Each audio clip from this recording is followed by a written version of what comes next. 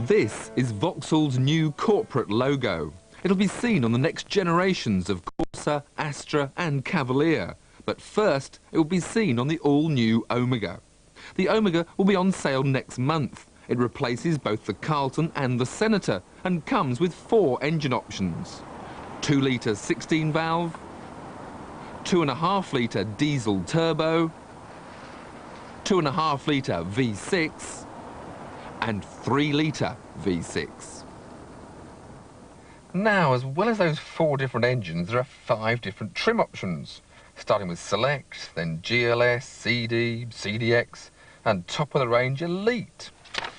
So what else does the press pack tell us? The marketing story?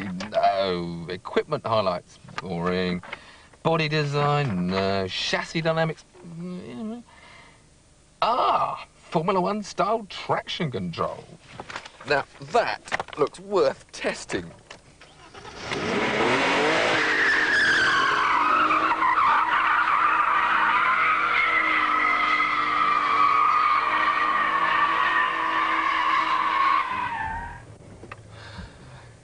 Perhaps we'd better try it with the traction control on.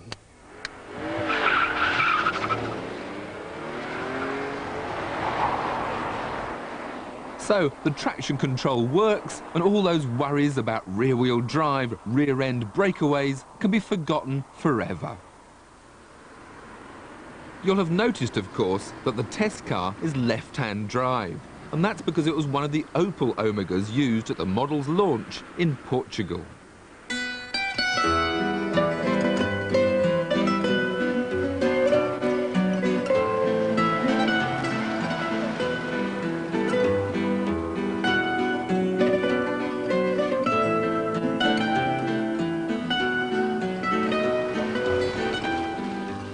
Opel, Vauxhall's German brother in the General Motors Group, produces the Omega for the rest of Europe and Japan and sells it in only 3 trim levels, GL, CD and MV6.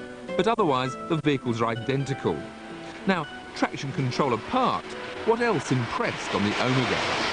Well, it's got all those little touches of luxury you can think of. It's got all the latest safety features. The visibility is very good, but I do feel as I'm sitting rather high and the seat won't go any lower.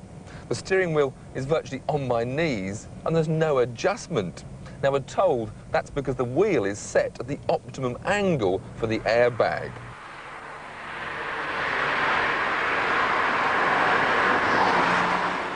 This is the 2.5 V6 and the engine has got a rather fussy tappety noise, but there's plenty of low-down torque and it's got good performance. This is a car that Vauxhall hope will challenge the BMW 525. The handling is very safe, but it is rather soft. There's a lot of body roll during cornering. It's not really what I would call a driver's car. Mind you, it's rather nice back here. Although about the same size overall as the Carlton, they've increased the rear knee room by 1.5 inches, so there's plenty of space. And with the saloon, there's now a 3-point harness with the 5th seat. Now this I like, my own heater control separate from the driver's, and in all but the Select trim, there's a passenger's airbag as standard. Given how radical they were with the Corsa, it's perhaps a shame they weren't a little bit more adventurous with the shape of the Omega. One nice touch, though, is this badged boot handle. As you'd expect, there's plenty of room in there. The body shell is much stiffer than the old Carlton, the anti-corrosion is advanced, and it's bang up to date with security and immobilizers.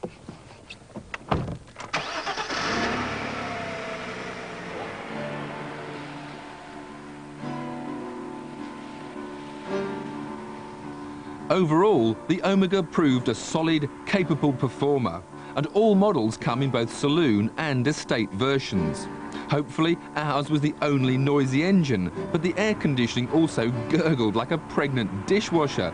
And having said the visibility was good, I did become more and more aware of an annoying blind spot caused by the door mirror and the A-pillar.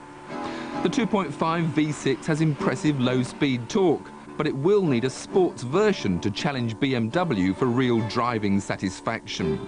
The 3-litre comes only in the leather elite trim. With an extra 40 horsepower, it looks sure to maintain the impressive standards set by the Senator. The 16-valve 2-litre will doubtless attract many young executives, especially with the select trim that has 6 option packages to tailor the car to the driver's taste and tax limit.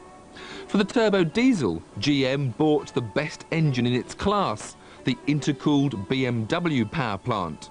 Manufactured to a slightly different specification and sure to attract the diesel lovers. All in all then, a pretty comprehensive lineup. And it needs to be, because it's cost GM £720 million to develop these 4 models. And just think, for an extra 80, they could have bought Rover.